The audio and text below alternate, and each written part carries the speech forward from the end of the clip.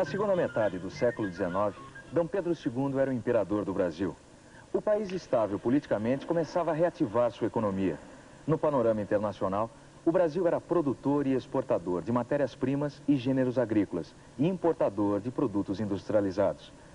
Nesse período, o café era um dos produtos mais procurados e valorizados no mercado europeu e norte-americano. E o Brasil passou a ser um dos maiores produtores mundiais desse produto.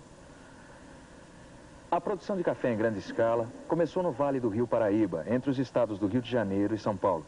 Nessa região, a produção se desenvolveu nos moldes das antigas fazendas coloniais.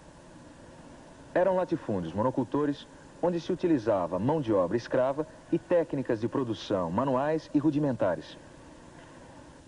Durante a segunda metade do século XIX, ao mesmo tempo que continuava a produção cafeeira no Vale do Rio Paraíba, as fazendas de café começaram a se expandir em direção ao oeste paulista.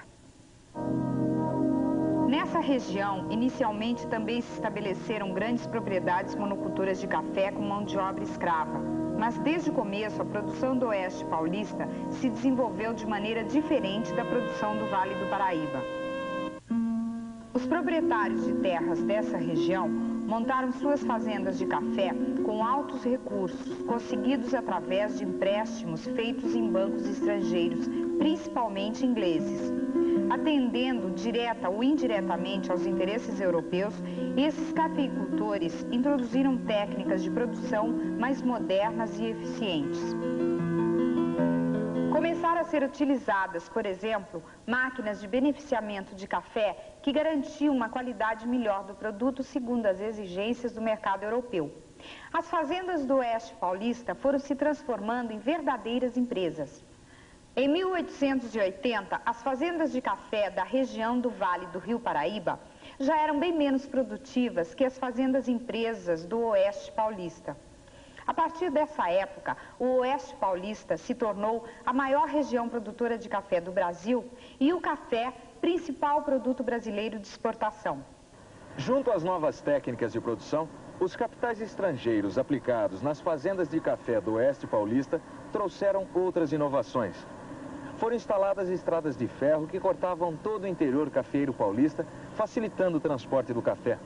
As locomotivas levavam o café até o Porto de Santos, onde era exportado. As cidades próximas às fazendas cresceram, se desenvolveram e foram equipadas com energia elétrica, calçamento, sistemas de esgoto e água encanada.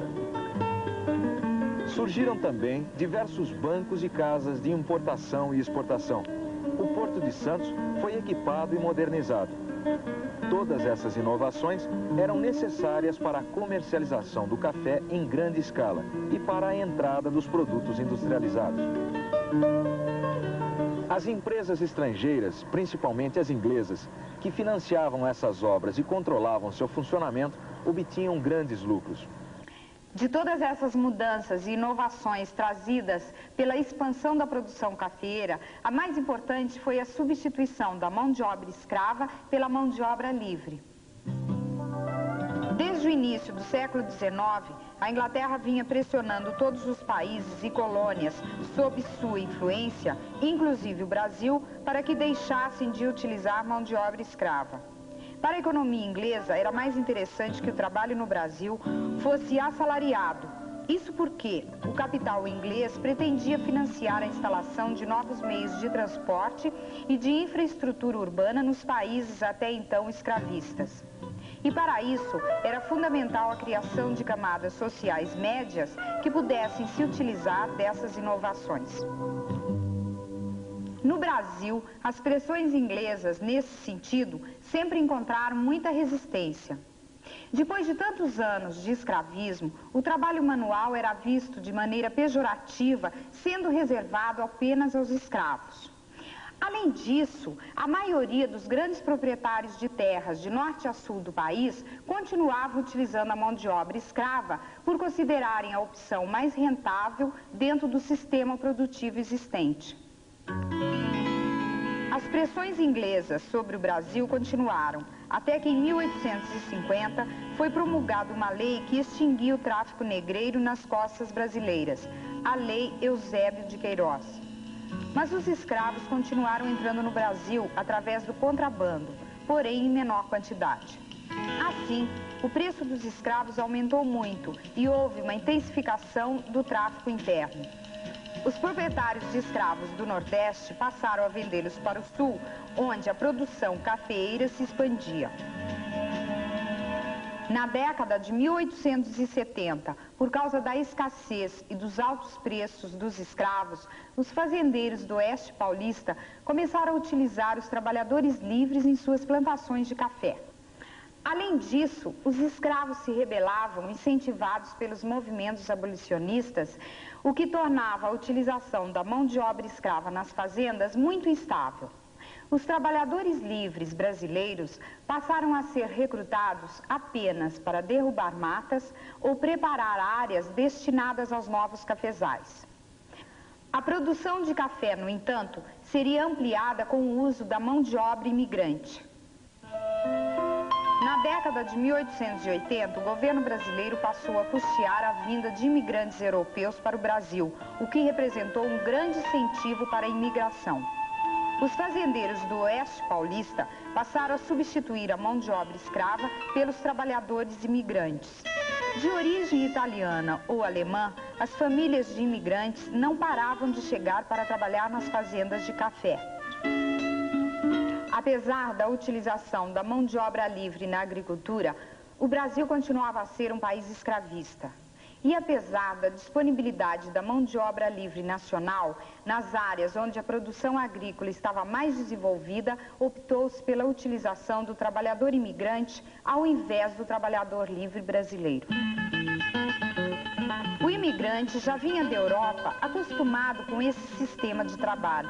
Além disso, já dominava e conhecia as novidades técnicas e as máquinas utilizadas.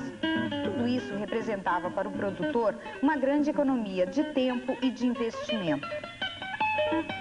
Muitas famílias de imigrantes europeus chegaram ao Brasil para trabalhar nos cafezais.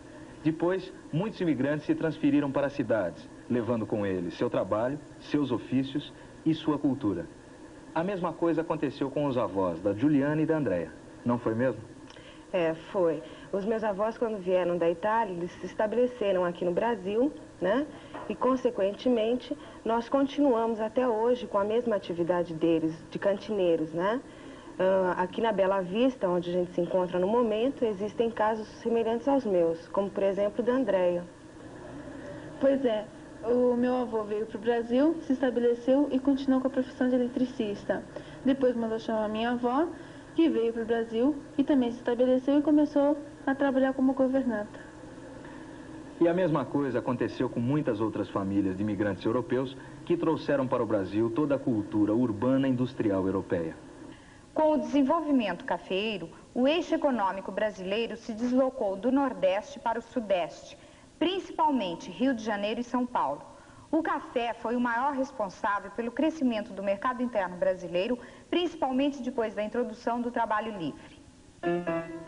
As cidades e os serviços urbanos se desenvolveram em função das muitas atividades ligadas à produção do café, como os transportes, os portos, os bancos e o comércio. Tudo isso, somado com a grande circulação de capitais que a atividade cafeeira provocava dentro do país, abriu caminho para o início do processo de industrialização do Brasil. No próximo programa, nós vamos estudar a abolição da escravatura e a proclamação da República. Até lá!